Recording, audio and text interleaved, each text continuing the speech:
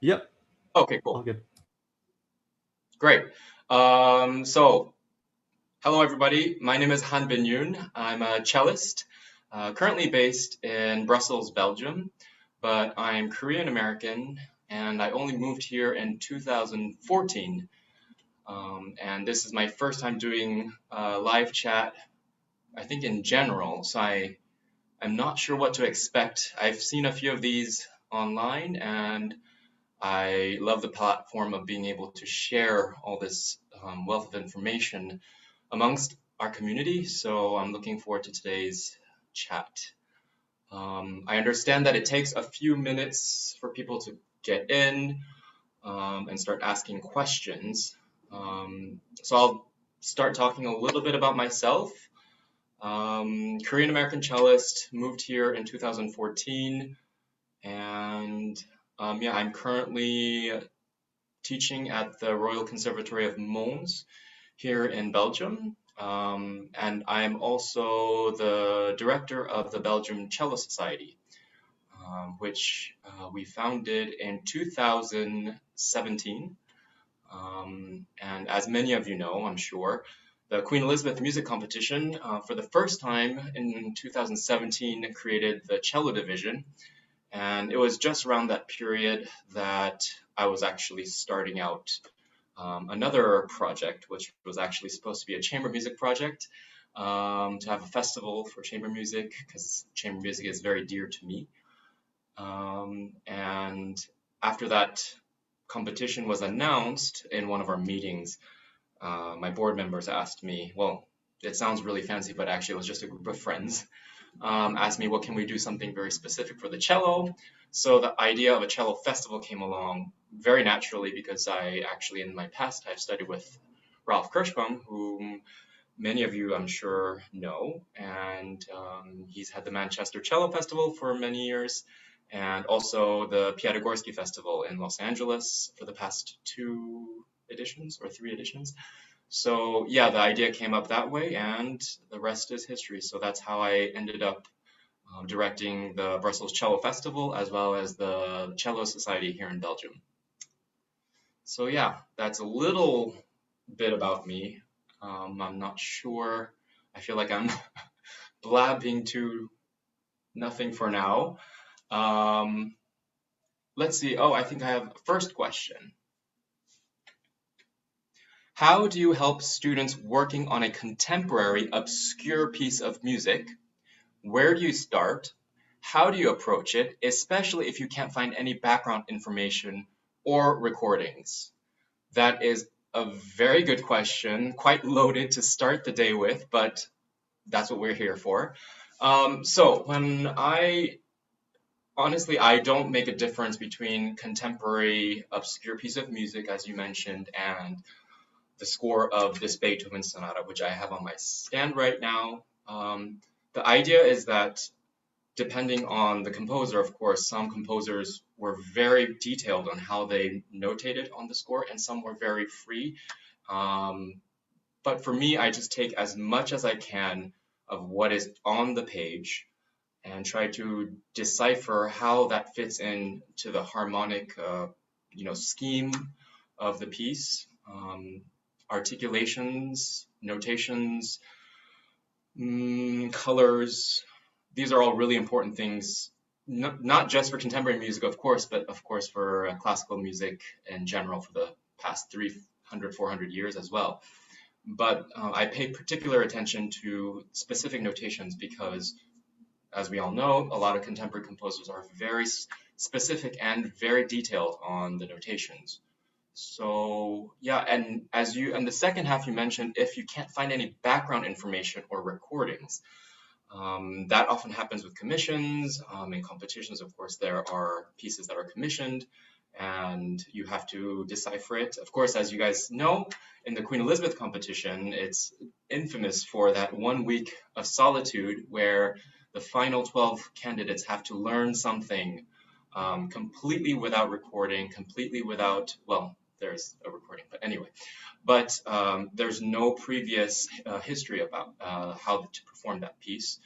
And I think what you need to do in these cases is go directly into how the structure of the piece is, the harmonic sound world that you play through it. Best thing to do often is to go to the piano, of course.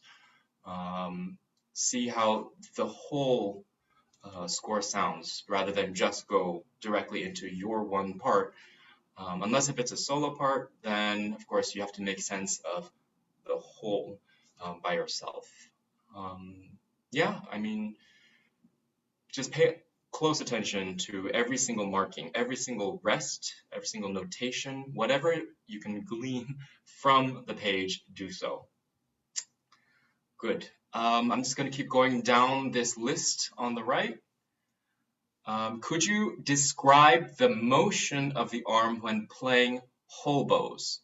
I find it difficult to retain a natural motion and find that it requires much more attention. Do you have any advice, tips for the fluidity of motion? Well, yes, that's something that we as cellists and string players try to tackle our whole lives. Let me just get my cello. Now I'm not sure if you can see. When I was starting out, the way to make the most fluid bow changes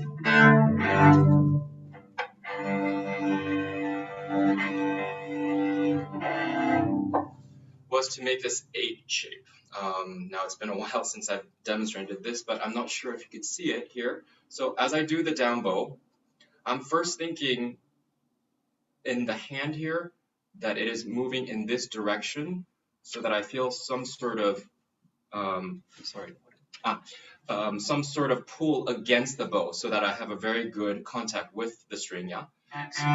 So I'm gonna go, and for me, almost halfway through the bow, there's a point in which here in the back and somewhere here in the arm, I start to make this curve already as I'm almost halfway through the bow. So as I'm here mentally, I'm already thinking of going on an up bow, and as such, the brain, for me, sends a signal to the first finger mostly to start turning in the direction of the up bow.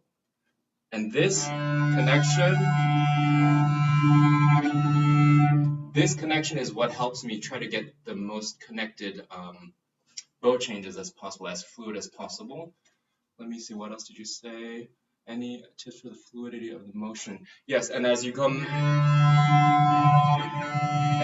down bow,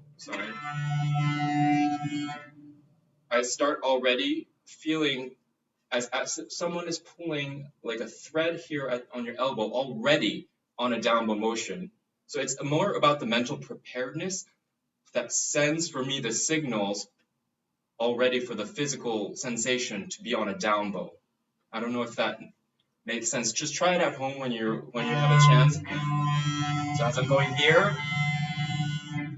notice that I was already mentally and physically preparing the up bow here, and now here, and then your fingers here have to be very, very supple at every change. So notice that as I do this and this, notice all of the knuckles are very fluid. You have to feel as if there are cushions here, yeah? I think this is one thing that I remember. I studied with Paul Katz, who is also the founder of Cello Bello, and I remember the suppleness of the fingers when I first started out with him.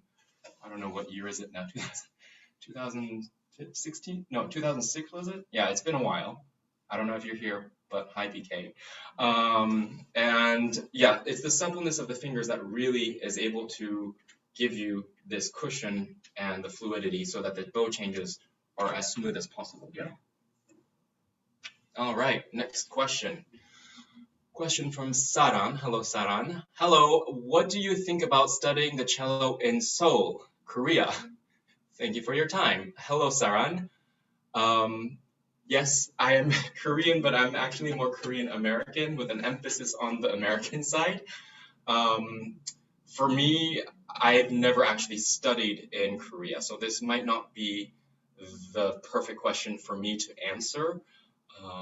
There are fantastic teachers and fantastic musicians in Korea, of course. And I would highly suggest it. I'm sure it would be a very different. I don't know where you're from, Saran. Are you already based in Europe or in America? I'm wondering why you asked about the move going to Seoul. So yeah, if actually I'm going to continue the questions, and if Saran, if you can write back about your location and why you were thinking of going to Korea. Because in my experience, being a Korean American, a lot of people often try to come to Europe to study or to America. So it's the first time I'm getting this question, which is quite interesting. So we'll get back to that one later, yeah? Question from Mari. Do you have any advice or tips for the Haydn D major? Thank you very much. Yes. That's a very broad question. I guess from the question you're asking about perhaps how to overcome the difficulty of the Haydn D major, I think the thing here, again, is a mental trick. Of course, the Haydn D major is infamous for being very transparent, and one little intonation problem, of course, can be heard miles away. I understand. But for me, for the Haydn D, there was one comment I believe that really helped me for the Haydn D major was that don't be afraid to play out. Sometimes we approach infamously difficult pieces and we shy away cellistically. And I think the problem there is that if the more you shy away, the less confident you become. And the less confident you are, the more difficult the passage is, the worse they could possibly sound. So, of course, you need to practice very fastidiously. You need to go through all of the technical passages. I would say you have to really study the score to see, okay, the cello part should sing this way. And to get that, how do I do it on a technical level? So yes, it takes a lot of, how do I say, detailed work. But once you go on stage, you have to let that detail work kind of just go on autopilot and be confident and just sing out the Haydn D, because it is one of the most glorious concerti that we have. And if we shy away from it, it's a recipe for disaster. So yeah, let me continue. Comment from Andrea Andreansens. Oh, désolé de te voir subir cette pression. Tu es très belle artiste, crois-nous en toi. Okay, thank you, Andrea, for your soutien. Merci pour votre soutien. I got a French comment here, so thank you. I will go on now. A question from Paula Santa Cruz. Hello, Paula. How do you provide a better foundation to your chamber ensemble sound as the cellist? Very good question. I've always struggled with balance, when to play more or less. Any advice? Oof, this is a very good question. If we had a lot of sessions, we could cover it all, but maybe not even cover it all actually. But as a cellist, I mean, we all have our glorious C string, and we are known to be the bass line. And yes, it's a very difficult thing with balance. You have to first know when you are more accompanimental, so to speak, and more soloistic in the texture of the group. Very often as cellists, we are what we call accompanimental, meaning we give the foundation. And the problem here is that often we go in extremes. I remember when I started chamber music, it took a while to understand the role of the bass sonority. You would play, a very strong bass line, and then you would be covering the melody. And then, your coach would say, okay, that's way too loud. And then I would come all the way up to the fingerboard and try to be as quiet as possible. And then that does not give the harmonic structure that your colleagues need to play the melodic part on top of that. For me, it's a very fine balance. That's a very hard question. Let me read that again. How do you provide a better foundation to your chamber ensemble sound as the cellist? Well, I would say the contact point and the intensity of the sound is very different from when you're doing a concerto, Dvorak concerto, for example, versus the bass line of a Beethoven string quartet second movement. I would say look for the balance between the contact point, the speed, and the vibrato. Sometimes we might do a bass line that is important to give the intensity of the bass line, but shouldn't overpower the melodic line. And I'm just trying to imagine something. Let's say it's just a held A on the D string. Let me see if I can lower this so you can see what I'm doing with the contact point. So let's say you have this A, and it should still give a nice foundation. So I would play with the speed. I wouldn't do, well, of course it depends on what context, but I would maybe perhaps do it a little slower. Let's say it's a quiet moment, yeah? And then I would maybe play with the speed of the vibrato. Or you have to figure it out depending on the context of the music, of course. But the worst thing that I think you can do is when you shy away too much and then it becomes just an air of sounding. That doesn't give the foundation. So if you want to clear it for your colleagues, I would say try actually going a little, it's counterintuitive. It depends on the context. I'm just trying to imagine a context. So you have to take what I say and put it into your piece that you're working on. But go a little closer down to the fingerboard, to the bridge, sorry, and do it a little slower and a little concentrated, but making sure that it's not too heavy on the string. That should be able to give a nice core to the sound, which your colleagues would appreciate, and then they can play on top of that without feeling overpowered. Yeah. So yeah, that's just an example. But let's continue. Question from Olin. Hello, Olin. Hello, and thank you for your time, of course. Could you please talk about training speed and accuracy in thumb position for octave practice on the third and fourth octaves? Okay. Training speed and accuracy in thumb position for octave practice on the third and fourth. I'm not sure what you mean by the third and fourth octaves. I assume you mean something on the third and fourth positions, maybe like here. Maybe something like that.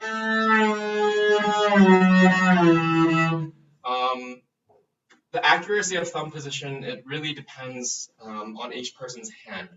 I've learned over the years that you can't really impose one hand position on each person because everybody has a very different hand shape.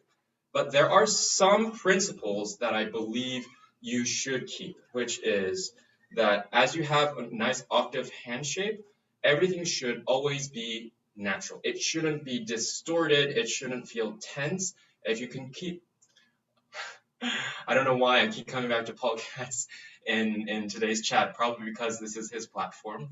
But I remember very clearly when I started studying with him, he mentioned something about holding a mug, and that is the most natural way that the hand creates the C shape.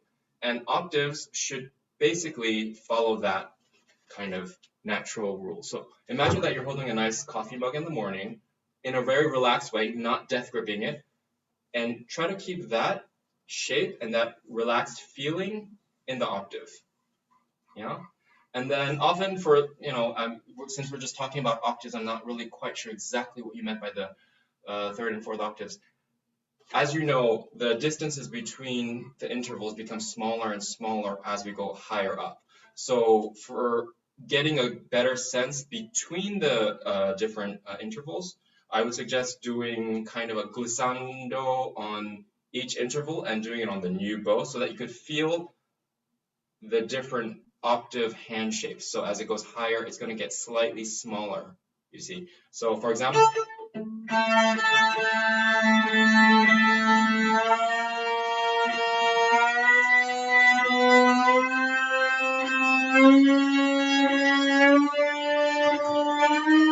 so you just keep doing that. You could do whole steps, you could do minor thirds, major thirds. Just try as many as you can and just see, from here to here, this is the distance and how it feels. And the most important thing when you do these octaves is to feel the journey rather than the arrival. So if you're here and then you arrive here, it's not about memorizing this distance and saying, okay, I have to get from here to here. It's more from this octave to here, how did my hand evolve and how did I reach that new shape? Yeah? Sorry, I see things moving on the chat, so I'm going to continue, but I hope that helps. So just try to use the new bow and a glissando between each interval to feel the distance and the hand shape between one octave and the next. Yeah? All right. Question from Peter. Hello, Peter. Teaching is an integral part of a musician's career. I agree very much so. How do you begin and develop your pedagogical skills, and how have they evolved over time? Very interesting question. Very apt for me, as I just began teaching starting from this fall, and I am actually starting my own class at the Royal Conservatory of Mons here in Belgium, starting from this fall. And to reach this point, actually, personally, I've loved teaching all my life. So yes, I was still a young high schooler, but I was already teaching privately on the side. Of course, it was nice little pocket change while I was studying in America.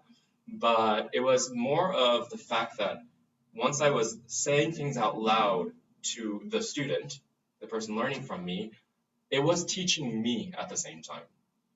And having these interactions through all the years since I was, let's say, I don't know, 14, 15, all the way till now, I think this is what helped me kind of create my own philosophy.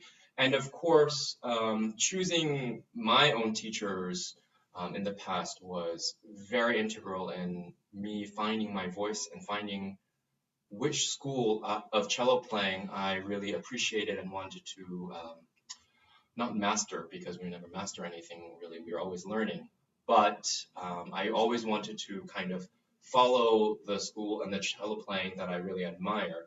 So for example, I started out with Paul Katz in New England Conservatory when I was a freshman in college. And then after 4 years, I applied to study with Ralph Kirschbaum in USC in Los Angeles. I was there for 4 years. And then after that, I still wasn't done. I didn't want to delve into the real world. So that's how I actually ended up in Europe, which is another idol of mine is Gary Hoffman. And I just really had to, learn from him. So I moved here. I don't regret a single moment of being here because it's been great here in Europe. But having the three main pedagogues in my life helped create the set of skills and the musical impulses and the musical approach to be who I am today. So yeah, let me go back to your question because I'm not sure I answered everything correctly.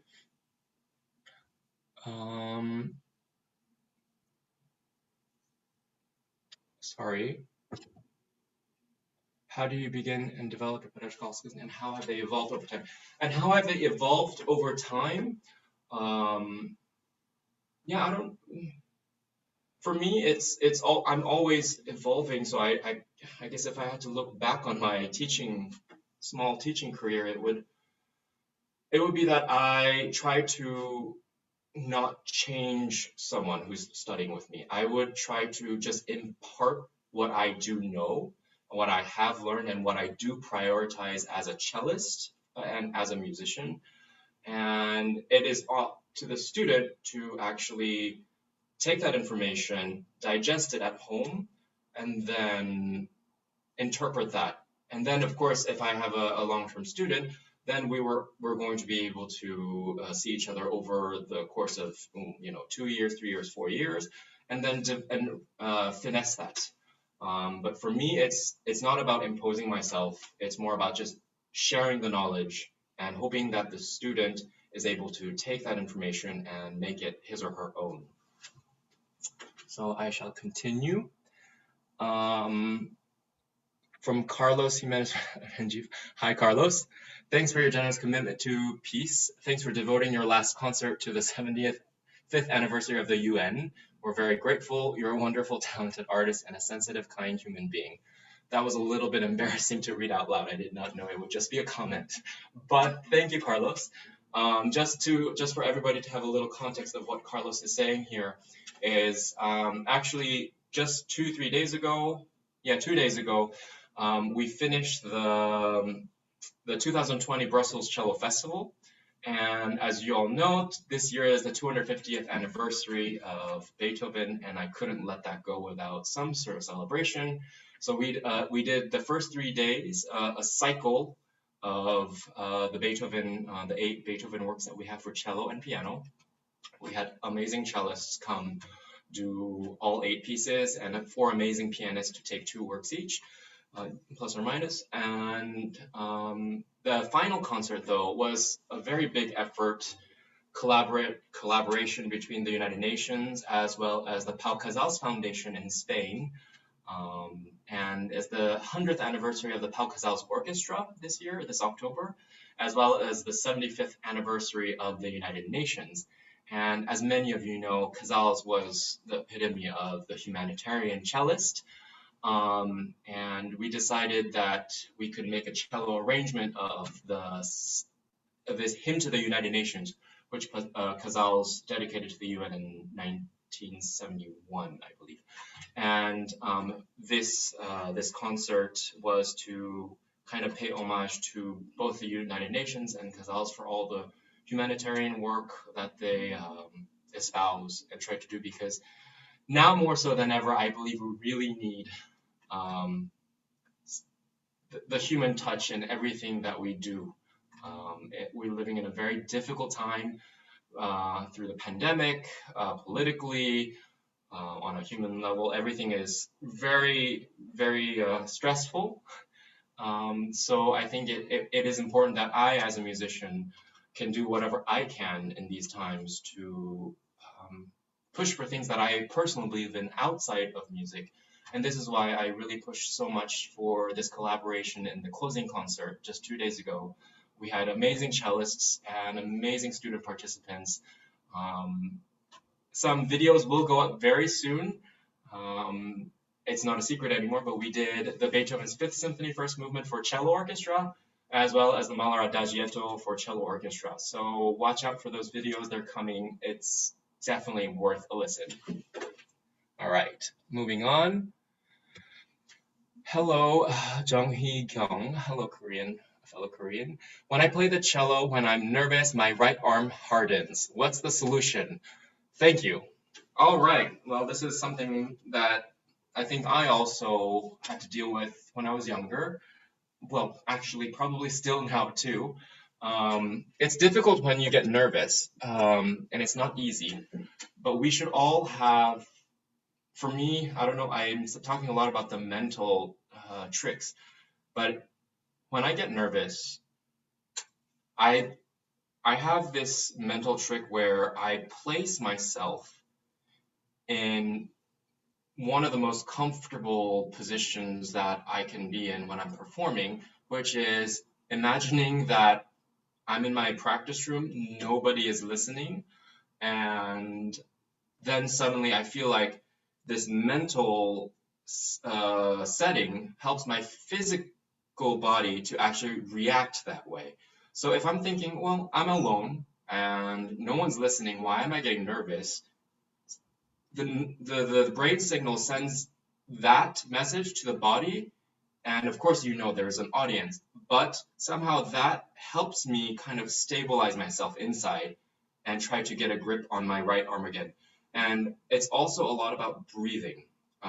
So try to breathe out as long as possible and use that breathing out motion to kind of use gravity to kind of give yourself the stability. So feet planted firmly on the ground and using the shoulder weight and the natural gravity to kind of find this feeling again, this comfortable feeling.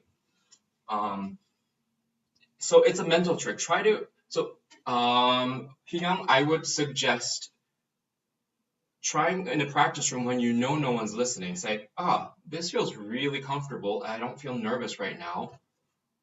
With that mentality, immediately start playing something in the most relaxed way possible.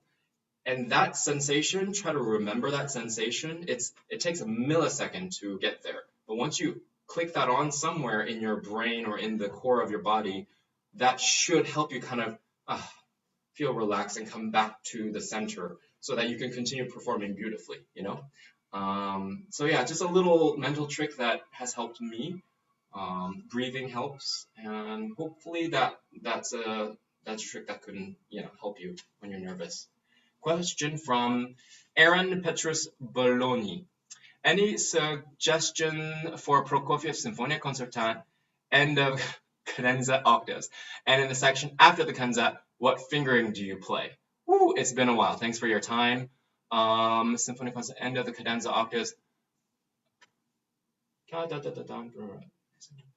Okay, it's been a while, so I'm gonna have to look for the score later, but I'll get back to you on this one, okay? Let's move on for now. Should the thumb joint in the bow hand remain relatively stable, or should it be moving, changing during the stroke? For me, I would say, well, when you're changing the bow, I would say it's not stable. Actually, it should feel quite supple, so that when you have the change here, let me see if I could. When you have the change, it actually, I wouldn't say I move it purposefully, but it moves passively. So as I'm doing the bow changes, the thumb moves accordingly. So I wouldn't say it would ever feel stuck, if that makes sense. So, and the bow hand remain relative, or should it be moving, changing during the stroke? I would say more so the latter, so it should be more so moving and changing, but not because you impose it on your thumb, but because it happens naturally at the bow changes. Yeah? Hi, another question from Mari. Hi from Spain. Could you please show us how to do a good spiccato? Okay. So the spiccato, yes. Let me see. Sorry. I live on a rather busy street. So every bow is different. So I would say first you have to find the balance point of each bow. Some bows are here, some bows are quite low, but mine is, I think, around here, I would say. Yeah. And first, that would be the general area at which you should find the stroke. Of course, it could be a little here, but that's where I would find the spiccato. And then once that you find the natural balancing point there, that was where it would bounce and be the most stable as it bounces. Yeah. So how could you please show us how to do a good spiccato? Yeah. And I'm going to move up a little bit and move this down a little bit. So here. And also, what's quite important is the angle of the bow against the string. So of course, what we see from the face down is not quite the angle that it actually is when the audience is looking. So try to keep it as 90 degrees as possible so that you have as much kind of support from the string as possible against the hair. So here, and then here, I would say that you would have to keep the fingers here as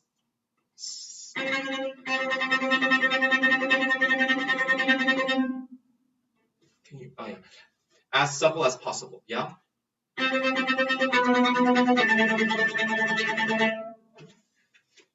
I'm not sure if, yeah, there, okay, there it is. Yeah, so I hope that helps.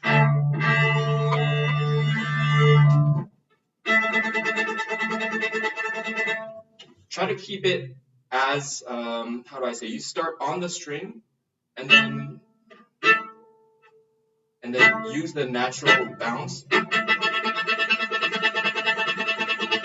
to let it come off the string, but you need the articulation at the beginning of the stroke for that to kind of kick in, if that makes sense. Yeah? All right. Hi from Jan, or Jan, I believe. Hi, thank you for your time. Could you tell what's your daily routine connected with vibrato? What's the good way to practice and develop your vibrato? That's a very good question. Daily routine connected with the vibrato. Well, I mean, I just would say it would incorporate it into the scales. I don't have a specific daily routine just for vibrato. But in the morning, of course, we're the most kind of, stuck because we just woke up. I usually like to take a warm shower so that my muscles feel relaxed. When I do a scale, for example,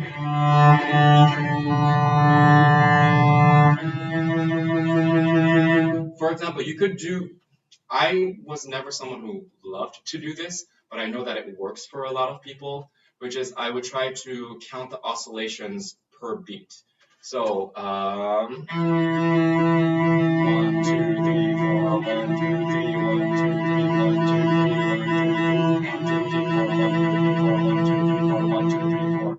So I would try to keep a metronome going on a very, regular pulse and try to do the oscillations according to the beats. So I would start with 1, 2, 1, 2, and then 1, 2, 3, 1, 2, 3, and then 1, 2, 3, 4. This being said, I think we can talk about how to angle your fingers to be able to make a nice vibrato. Now, I know a lot of people in the beginning, I guess they kind of are more perpendicular to the string. And that's kind of not that's not my setup per se. It's not really the setup of any of the teachers that I've studied with. So I generally like to keep the fingers angled back slightly. I'm not sure, how do I change this view? Oh, there we go. So I'll try to keep this angled back, there I am. Okay, so the angle back a little bit so that I cover a little bit more real estate, so to speak, on the pad of the finger. And this helps me actually control how much of the oscillation of the pitch I hear. So if I'm kind of very perpendicular against the string, you see here and here, it's very hard to make it sound very good because you're doing it just basically across the top of your finger. But if you do it diagonally a little bit, you have more fat, you have more skin to be able to hear and actually manipulate the vibrato so it has a nicer, a richer sound. Let me just go back to that question. What's a good way to practice and develop your vibrato? And actually, it's been a while since I've thought about it this way, but what I usually like to do with vibrato is it's not just in the wrist, but it's actually more of a whole arm body feeling here. So here, actually for me, it's kind of like there's always a small little motor or something alive in the elbow that keeps it always active. Even if I know it sounds weird, but even if I know that I'm not doing a vibrato, there's something internal here that allows me to feel like the note is alive. So even, and then,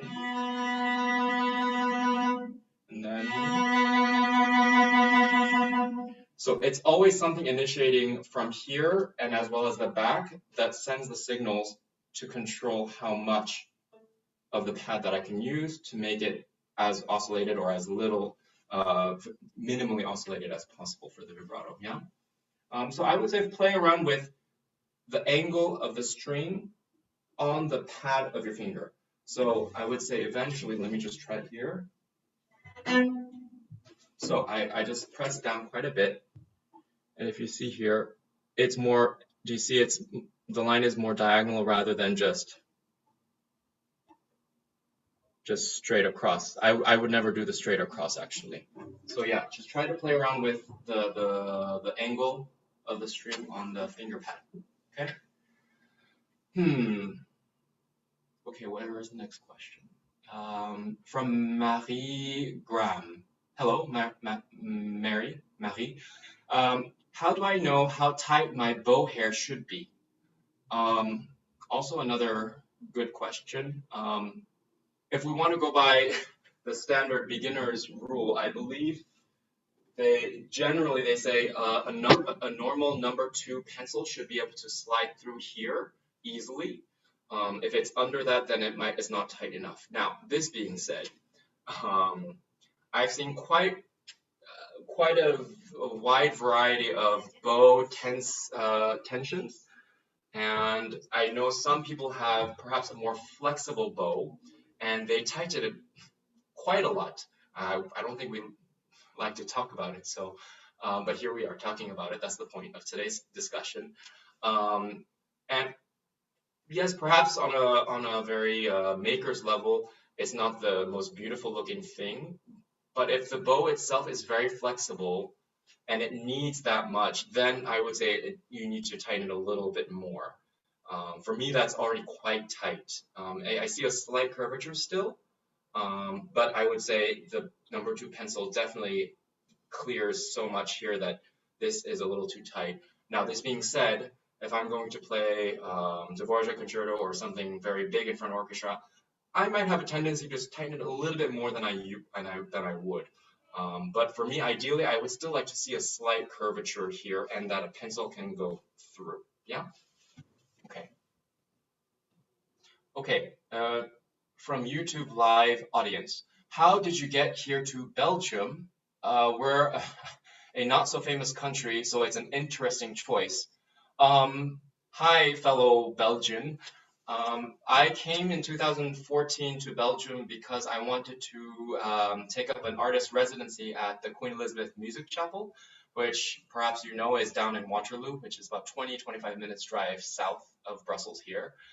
And the main reason simply being that I wanted to study with Gary Hoffman, a fantastic cellist, incredible artist, great human being, and that's what brought me here.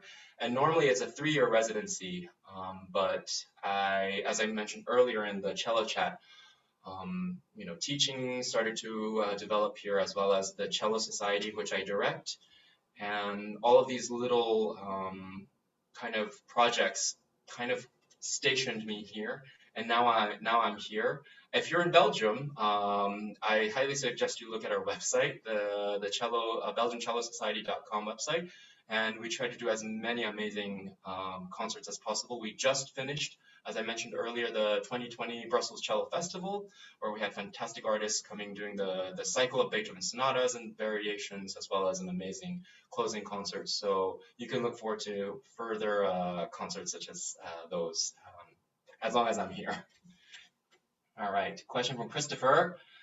Out of the most famous cellists we can watch on video, Rostropovich, Ma, Dupre, etc., whose technique do you think is the best model for a student cellist to study?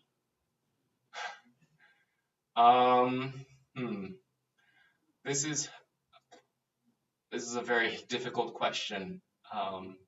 Maybe some musicians out there can feel for me here. This is very hard because at least the famous cellists you mentioned here are all so different in their approach to the instrument, I would say. Rostropovich obviously comes from the super Russian school of playing. Yo-Yo Ma, he's just a fantastic cellist. I don't even know if we can even say he comes from a certain school or not. Dupre, I know she studied with William Pleath. I don't know if you can even call it the English school. We live in a very globalized world now, so I can't say one is better than the other. And I think that's the beauty of the fact that we live in the 21st century. We have all of these at our disposal. So it's very hard to say that I chose one person over the other. Let me think on that and I'll come back to you later, okay? From Monica. Hello and thank you for your time. Can I ask what cello and bow you currently play on? Yes, hi Monica. This bow is a Victor Fetique, a nice French bow from, I believe, 1890. It's generously on loan to me from a private benefactor here in Belgium. I've had this bow for I think over 5 years now, and I'm super thankful because it's on the lighter side, um, but it does grab the string very well and gives this cello at least a nice resonance. And the thing with cellos and bows is that it's kind of like a marriage. Not every cello can go well with every great bow. You have to take the time and the effort to go look for the right pairing. Luckily for me, this pairing works really well. This cello is a modern French cello and made by Tanguy Fraval from France. And this is also on loan to me from the Queen Elizabeth Music Chapel, which is the residency that I mentioned just a little while ago, which is why I'm here. So I'm thankful very much to both institutions, the Queen Elizabeth as well as my private benefactor, for lending me both instruments for many years now. So yeah, it's a beautiful match, and I'm super happy to play on these instruments. Question from Hank. Do you have any suggestions for pizzicati in high speeds? Oh, yes. The only time that I remember doing something in super high speed was in the pizzicato movement of the Britten cello sonata in C major. And there we have consecutive, and that's a very unique technique. You have to actually use both hands, and for me there it was a matter of I'm just taking a specific example just so you see what I had to do there to achieve a fast pizzicato. But for me it was unconventional too. So I kept my left thumb under the fingerboard to have some sort of contrast against, or not contrast, sorry, push against the instrument, and then I use, sorry, the cello's out of tune, but that's fine. And I used just the first finger here, and I kept it very close. If you can see. No, it's not working right now, I'm so sorry. But I would do, as soon as I have this finger going on the string about to pluck, this one is from the other side ready, going this way. The thing with pizzicati is it's definitely an understudied and under-practiced tool. For example, in the Debussy sonata, at the beginning of the second movement, we have to play around a lot with the placement of where we pitch from the right hand. So, I mean, you have to figure out, you have 5 different fingers. Of course, I generally use one thumb, 1 and 2 mostly, but many different, fingers give different kinds of resonances for the cello. Versus even, you have to figure out, and also doing it here, if the note is here, versus, so it's a matter of finding where the string and what kind of punctuated sound you are looking for. In terms of the speed, for example, sorry, it's been a while since I've done that the Britten, but I would just say try to keep it as close to the string as possible.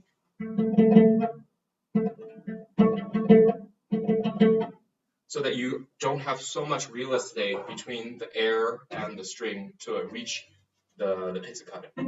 Okay. Next, at high speeds. Okay. Question from YouTube Live. Hello. Do you have any tips for managing fast runs? Thank you for your time. Managing fast runs. Yes. I would say mostly it's just something that I just automatically go to, but it's rhythmic practice. So if you have like a fast run, I would just say practice it in dotted rhythm, dum, ba-bum, ba-bum, ba-bum, ba-bum, or ba-bum, ba-bum, ba-bum, reverse them. If you have a set of a string going from bottom to top, and it's in 4 16th note groups, I would do 1 and then group of 3, dum, ba-da-da-dum, ba-da-da-dum, and then displace it. I'm sure perhaps many of you already know this technique of practicing. But this, and the reason this actually works is because what you're doing by displacing the note between the long one and the short notes, you actually practice between every note at some point, a quick changeover between the note dam, ba da da dam versus ba-dam, ba da da da dam. So you have 1 2, and then you practice the speed of 1 2, and then 3 4 1 2. Versus if you did it starting at 1 2 3 4 1 2 3 4, you're practicing more between the 3 and 4, if that makes sense. So for me, whenever I have fast passages, I just go straight to rhythm, dotted rhythm practice, and also grouping them in different ways to make sure I cover every single interval that happens in the long runs, in the fast long runs. So I try to displace the long note of each group. So if it's a group of sextuplets, 6 notes, I would just make sure that I have done it on the long note on each of the 6 notes, so that at some point I've practiced the fluidity between each small interval. Yeah? Good, okay. Oh, yeah. Where are these questions? Okay.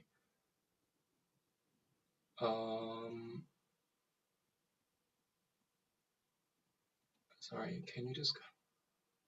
Okay, the next one. Question from Brian. Hi. Can you discuss the process of developing your personal sound character? Every great musician has a sound that is identifiable. You know exactly who is playing without seeing them, whether it's Danny Shafran or Elisa Weilerstein. How do we work on this and not become poor versions of our teacher or our idols? Well, some of these are quite deep questions. Yes, I would say that we back in the time when we could hear recordings of Denis Shafran or Feuermann or Fournier, they all had very distinct sounds. Yes, I know what you mean, and Rostropovich, of course, Dupre, but I would, how do I say this? I would advise against trying to find your own individual sound in the sense that I wouldn't want to just look for a sound that people can identify me. That doesn't sound like the right goal of when you're playing. For example, if you're playing a piece of music and there's a lyrical line, okay, maybe I shouldn't be saying this out loud, but maybe some artists you can probably imitate how they would do it based on their tendencies. But I would say try to get all of that noise outside of your head. Always sing whatever you see on the page out loud, well, in your head, but then also really out loud alone. Even if you're a horrible singer like I am, just sing it out loud and see how, with your technique and with your approach to music, how you can execute that to make that meaning come across without trying to say, I want this to sound as uniquely Han Bin as possible, as uniquely Ryan as possible, if that makes sense. Because that's not the point of learning to play the instrument or performing. It's trying to get what the composer had in mind. And of course, uniquely, everybody has their own skill set of technique and also musical tendencies and impulses, and that will eventually come through.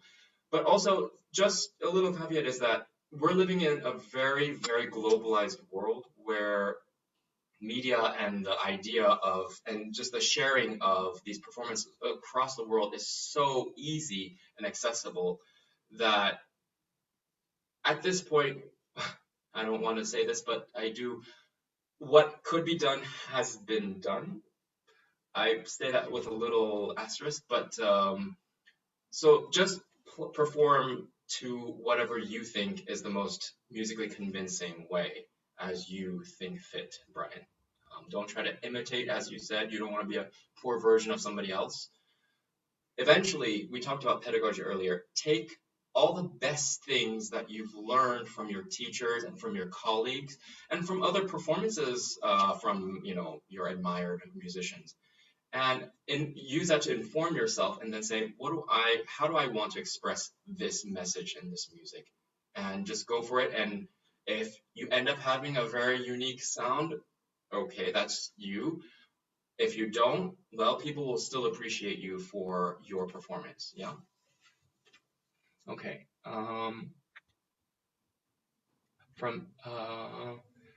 Okay, Caleb Ringler. Hello, Caleb. How do you develop coordination for fast runs of triplets or sixteenths? I think this goes, I won't take too much time because I see more questions on the bottom, but the same principle for me, if there's a run and I want to develop coordination in triplets or sixteenths, for me, always it's the rhythmic practice, dum, ba-bum, ba-bum, ba-bum, ba-bum, ba-bum, ba-bum, ba-bum, or if in triplets, bum, ba-ba-bum, ba-ba-bum, or ba-bum, ba-ba-bum, ba-ba-bum. So I just try to change the long note and try to coordinate, because the bow will also be different, the note in which it is the strong note or the longer note. And all that coordination will help you also realize where the string crossing is, because what's also always very interesting for me when I want to kind of master a very tricky running passage is to know, actually, it's maybe just me, or I don't think so, but when I do the rhythmic practice, I actually, it's almost like a light is turned on, and I'm saying, oh, so this angle from the D string to the A string is on an up bow, and then that helps me kind of prepare the scale or the run better, because I know that that note is actually on an up rather than on a down. And these little things kind of help me kind of piece everything together in a very clean way. And so the rhythmic practice is, again, for me, how I make things coordinate and in tune and so forth. Okay, YouTube live audience, hello. Tips for an adult beginner, 1 year. Progression seems different than child learner. We also seem a little more impatient as far as improvement progression. Thank you. Yes, of course, as we get older, our physical bodies often don't follow what we want to do. I'm sure people my age, or even, of course, older, would understand this phrase very well. But the child obviously is more agile and more developing, so the technical parts can be easily done. All the agility and the suppleness that I mentioned in the bow, this is in my experience of teaching adult amateurs, was that this was the most difficult. And there are some exercises, and PK Paul, he would see this. There are some exercises that would help kind of build that suppleness. So for me, I call this the caterpillar. This is, and I try to use as many of all the different joints as possible, because this is what helps. And try to keep the bow as horizontal as possible. This is what I call like the spider legs. So this, I use all the joints to keep the hair looking down, and keeping the fingers padded nicely on the frog, but using only the finger joints and the thumb, if that makes sense. And the other one is the 9 and 11 o'clock, which I like to do 9, and I use it as kind of like a fulcrum here, the thumb, and I just do this. And these three from 9 to 11, or what, 3 to, I guess, 1, I don't know from your side, but anyway, these exercises definitely help. And I also did it, and I think a lot of beginners have used it, but even as an adult, that definitely helps. So don't be impatient as we get older. Yes, I know we expect things to be done faster because we're older, but in this case, because physically we're less agile than younger students, we should just be more patient and try to, if you have hopefully a good teacher, be patient enough to go through all of the motions to bring some sort of agility back. Try to feel as relaxed as possible as an older beginner student, okay?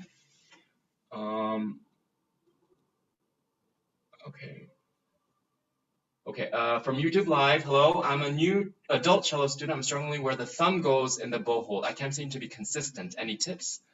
Can you show up close? So yes, I'll just show you really quickly here. For me, all right. So I'm gonna just make an indent really quickly. All right, I've made it enough. So I don't know if you can actually see, but you see, there you see it. You see that little indent right here? It's mostly on, if I'm looking at my thumb right now, like if we're looking at it together, it's on the right corner, and at a 45-degree angle, I would say here. And this little indent would go basically right here on the corner. I don't know if you can see, this is very difficult. Anyway, that's where it should go, right in the corner here. That's where at least I put it. And then, as PK always said, you let the fingers kind of naturally come down and use the pads to kind of be as supple as possible. And what was the other? Can you show up close? Struggling where the thumb goes. And yes, I understand in the beginning, it's quite possible that the thumb will start sliding in. I assume that's another problem that you're facing right now. I would say just make sure that once you have, try to use maybe this exercise where you're going back and forth using the fulcrum idea like the seesaw. And what also helps for me in this case is using the spider one, because if you can master the spider where the thumb stays in that corner, that's probably how you're going to be able to, when you play, it doesn't slip through. So that's one of the big challenges that I've noticed in the older students who are learning that exercise, and it becomes not a very pretty go hold. Hello from YouTube again. Any bow speeds and how to practice them, and also how to know when to apply different speeds. What artists have been most influential to you in your life so far? In what ways have they affected your approach to music? That's a lot of questions. And I see that's the last one before one more from Paul Katz. So to answer your first part, any tips on bow speeds and how to practice them? I think bow speed is something that is super crucial to having a great sound. But it's not just about bow speed, it's a combination of bow speed and the contact point, I would say. So, I mean, if you're here, and you're super fast, I mean, there's a time and place for that, I guess. Maybe not, I don't know. But generally, if this bow speed is here, you can't, I mean, unless if you're going for that kind of an effect, sorry if that was really loud on your ears, but you can't be as fast. So you have to find what I would say the sweet spot between the arm weight. So for me, it's always three parts. The arm weight, the contact point between the bridge and the fingerboard, where the bow hair lies, and then also the speed at the same time. So depending if I want to make let's say a beautiful tone on the D string, if I want to be, notice as I went further down, I had to adjust the speed.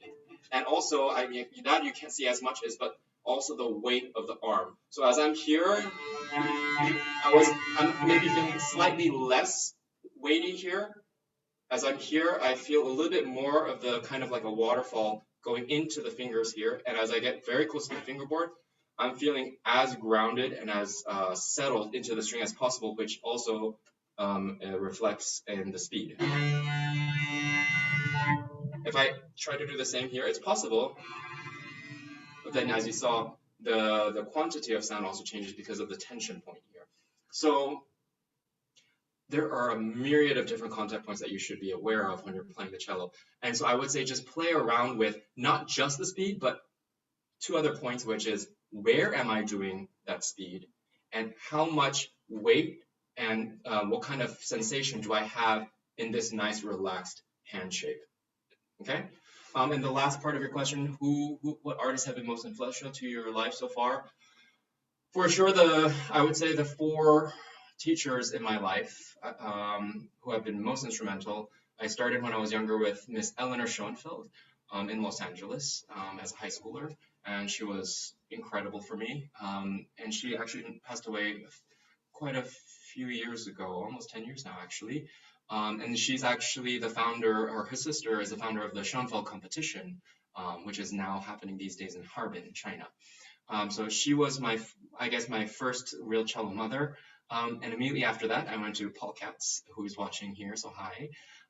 Those 4 years have been really instrumental, just studying at New England Conservatory with PK, all the technical things, a lot of the technical, well, basically all the technical things that I mentioned stems from having worked with PK, as we like to call him. And then, of course, then I moved on to Ralph Kirschbaum. Also, for 4 years, I learned so much on a technical and a musical level. And then to finish that off, it was Gary Hoffman here in Belgium. Incredible artist as well on a technical musical point. Of course, I was a little bit older at that point and a little less preoccupied by certain more younger technical, I guess, aspects. But at each point in my life, I always say to my friends and people who know me that I've been really blessed with the progression of teachers that I've had in my life. So thank you to any of you who are watching or might watch. I know PK, you're here, so thank you for giving me everything, all the tools that I needed back over 15, I don't know, years ago to be where I am today. So thank you very much. And last question from PK. Hi, Han Bin. Would you contrast the differences between musical and pedagogical approaches in the US and Europe, or is there a difference? Well, yes and no. I would say there isn't a difference in today's world because everything is so easily accessible all across the world. So I might hear a recording of someone in France and then another one the next day in the same piece by someone in Russia. So in the sense, the cello world has just become one world. And of course, Cello Bello is doing a major part in that and bringing all the different cello schools together. So I feel like we're in a renaissance sorts of cello playing where it's not really just the French school and the German school and the Russian school of playing. It's a mix of everything. And I think also we're in a world where we take the best in what we like from every playing. So in a way, kind of no. I think maybe this question, if people have some sort of an idea of where this question could have led, is that perhaps in the past when the sharing of information wasn't so easy, there might have been a very stark difference between how, okay, if we stereotype the French sound versus the Germanic sound or the Russian sound or whatever, that might be kind of what a lot of American students right now are thinking. But honestly, there really isn't that. And for me, it's actually more of just kind of a way of life. It's a cultural thing. I've been here in Europe, well, based in Belgium for the past 6 years. And I have to say, I do miss America, but I do feel more at home here in just the way we here in Europe just, I don't know, approach our rehearsals or approach the music. It doesn't have the same American mentality, and it's very hard to pinpoint exactly what it is. But it's more just kind of the attitude and just kind of the way the culture kind of allows us to feel as a human rather than just a musician. So on a technical level, yes, maybe there are some, musicians from a certain school of playing or a certain country that kind of exaggerate that school. I'm not going to say it out loud here because I think we all know what we're talking about, but no, I don't think there is much difference anymore, actually. Everybody's just so aware these days with, the sharing of information. So, yeah, I mean, but this being said, I don't want to deter perhaps some of the American viewers, American students to experience the life here because I think I'm more enriched by having lived in Europe for 6 years and just the intercultural aspect. Because in America, I always say that the size of America is the size of continental Europe. So one country is the whole continent here. And well, pre-corona, of course, also, being based in Belgium, I was able to travel to, Paris one weekend just for the fun of it, or go to Croatia or, even Serbia I've even been. And I never imagined what that would have been like, but all of these intercultural interactions have helped me become just a more open and receptive musician and as a person. And I think that's what I think this question now has shifted a little bit in its purpose. It's more just about the interculturality rather than a school of playing for classical music. This being said, I guess I came here because I wanted to experience what Europeans felt about, their music, because, the whole classical music did originate from, Central Europe. But yeah, I think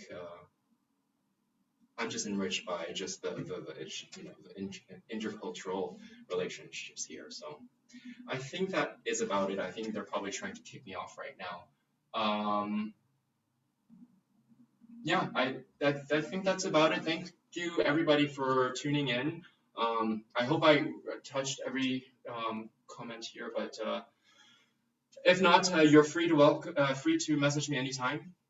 It's getting a little late here, so I think after the festival, my brain is a little fried. So I'm sorry if I wasn't making coherent sentences at some points, but I hope people took away what they could from today's chat.